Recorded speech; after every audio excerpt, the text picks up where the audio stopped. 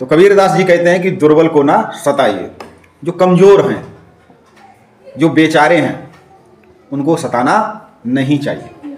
क्यों?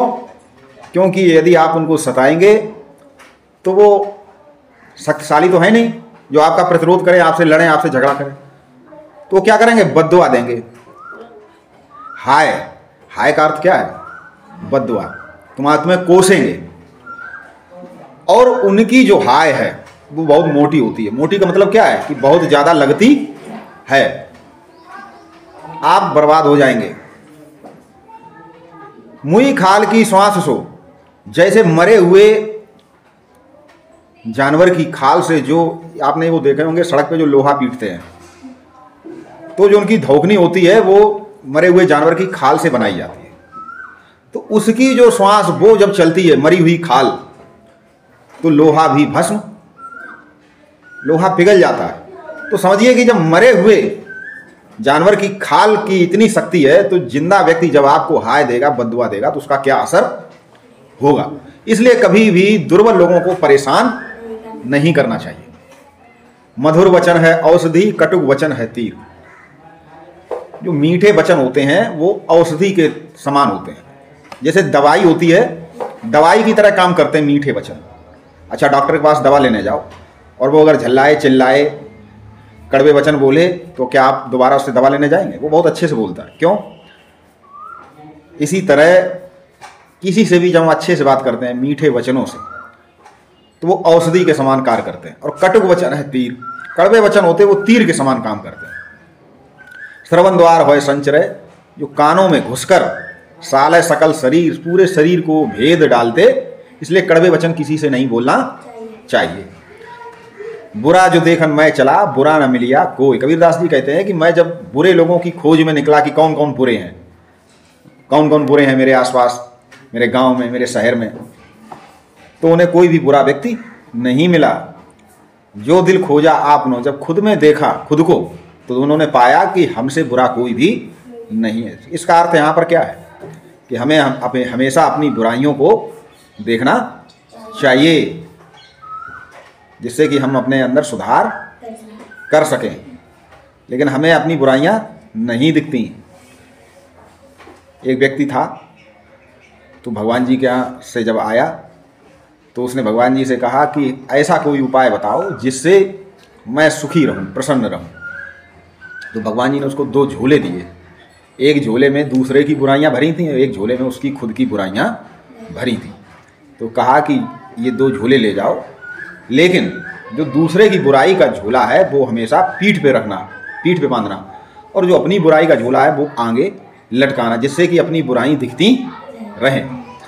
तो जब वो वहाँ से चला तो उसने ऐसा ही किया, तो बड़ा सुखी था, बड़ा अच्छा था।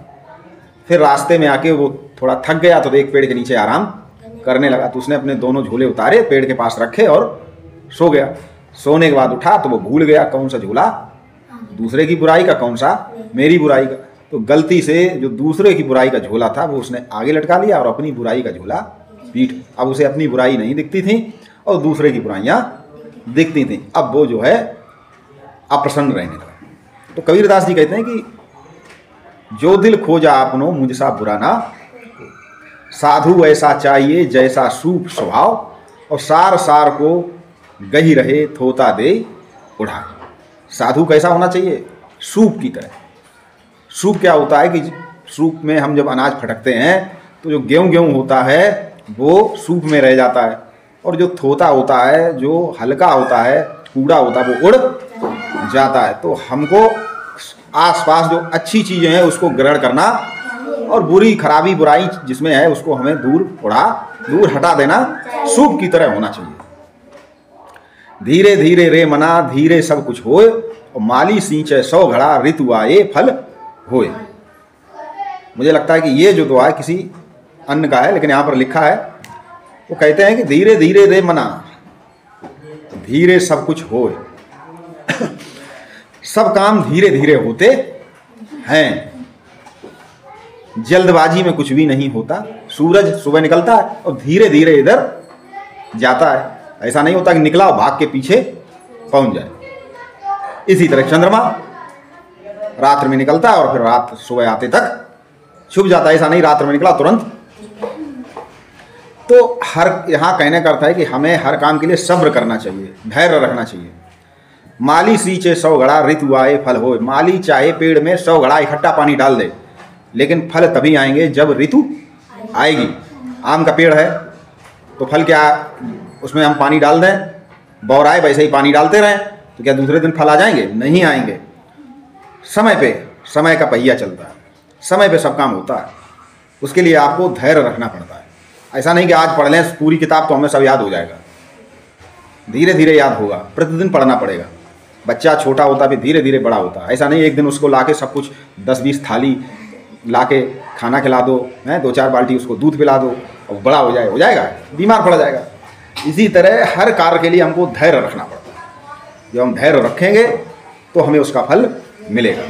ये बहुत ही सुंदर, ये नीत के 2 है। नीत का अर्थ क्या है कि हमें अपने जीवन में अगर सुखी रहना है, सफल होना है, तो नीति से चलना पड़ेगा। नीति क्या कहती है, उस पर अगर हम उसका श्रवण करेंगे, उसका मनन करेंगे, उसको अपना आधार बनाएंगे तो अपने जीवन में सफल हो जाएंगे।